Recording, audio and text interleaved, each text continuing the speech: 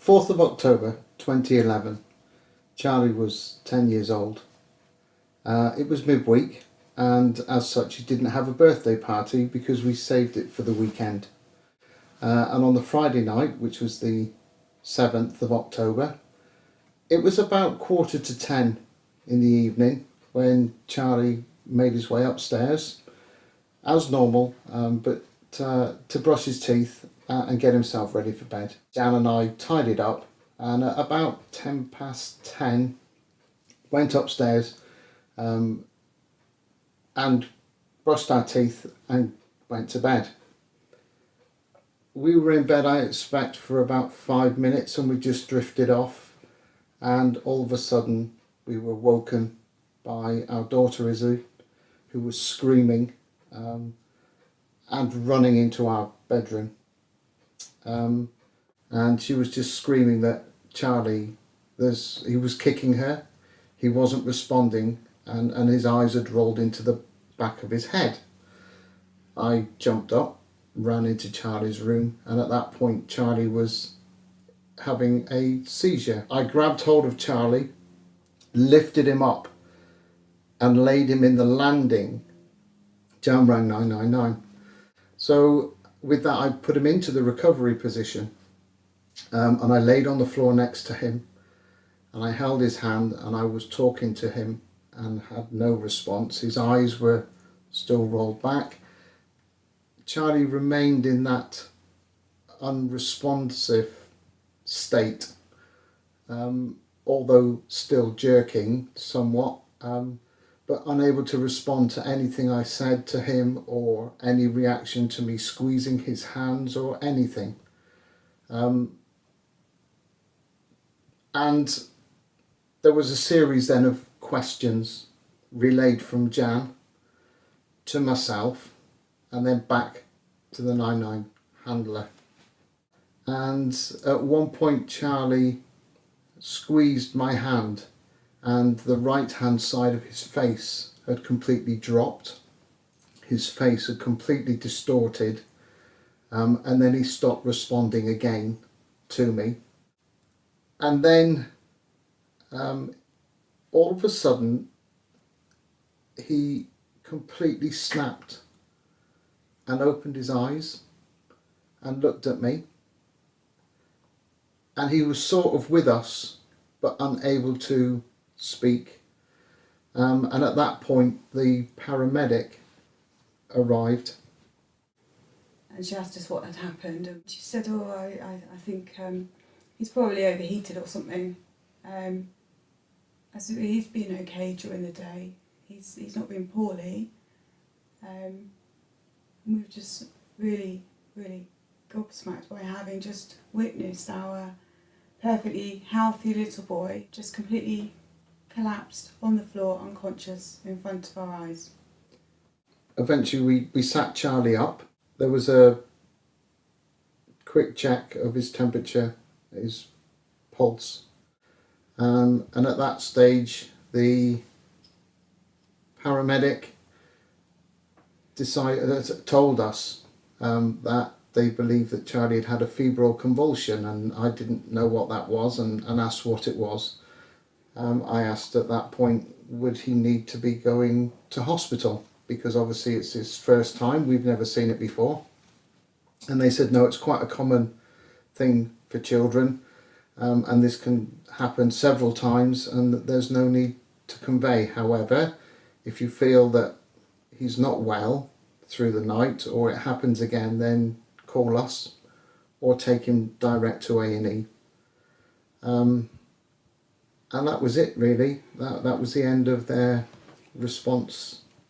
We were really concerned because we'd never seen either of our children so desperately poorly. So again, I said, but he's not, you can see he's not right. And they said, oh, there's nothing wrong with him, he's absolutely fine. I said, but surely he should be going to hospital, he needs to be checked over. No, you go to hospital with him and they'll just carry out exactly the same checks as we've carried out. And they made us feel that we had wasted their time by calling the emergency services. The seizure lasted about 12 minutes. where he was totally unresponsive. Not content with what had happened, we kept Charlie in. He had a headache through that day, and then Jan booked us to go and see his doctor on Monday, and I took Charlie along. Charlie then sat with the doctor and myself, and he explained what had happened, that he could remember. The doctor then examined him and said that he thought perhaps he was suffering from nocturnal epilepsy. They gave us a form that would allow us to book him in for a urgent neurological appointment, and the earliest we could get was for 6 weeks later. On the Tuesday, it was a good night to him, then came back downstairs, just that we had an hour catch up before we went to bed, which is what we did. So we went upstairs. You opened. I went into Charlie's room, opened the door, and he was in exactly the same position as he was when he went to bed. And I always went across every evening and ruffled the top of his head, give him a kiss and said good night. So he went in and said good night, ruffled his head, and his head just moved further into the pillow. Baz screamed at me, "Jan, call the ambulance, call 999. I said, "Has it happened again?" He said it has.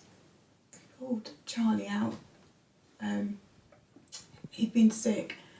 He'd bitten his tongue, so there was blood all over the pillow. We called 999. He stayed on the phone with me the whole time, telling Baz the compressions to do CPR.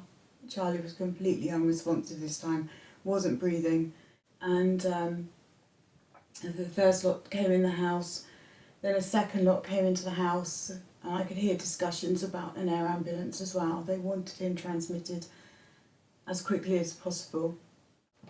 We jumped in the car. We couldn't go in the ambulance because there were too many people trying to get Charlie into the ambulance, and we just drove straight to the hospital ahead of the ambulance, and we got there as the ambulance pulled up. The A&E consultants and the A&E team were ready for us. They just moved us slightly to one side, and as they pulled Charlie off the ambulance, they were still doing CPR on him, and we knew that this was not good at all. The team started to work on him, and they hit the clock for a countdown, and the A&E consultant kept coming over to us periodically, giving us an update, what medicine they were giving him. They were trying to suction the vomit out from him still. And they said to us, "We're going to try one last burst of adrenaline." He said, "You need to prepare yourself though, Charlie is desperately, desperately ill." And they did the one last burst of adrenaline, and we stood in A&E and we watched our little boy die. 10 minutes after he'd been pulled off an ambulance, they pronounced Charlie dead. So our beautiful, gorgeous little boy, 4 days after being misdiagnosed by 2 ambulance crew, was dead.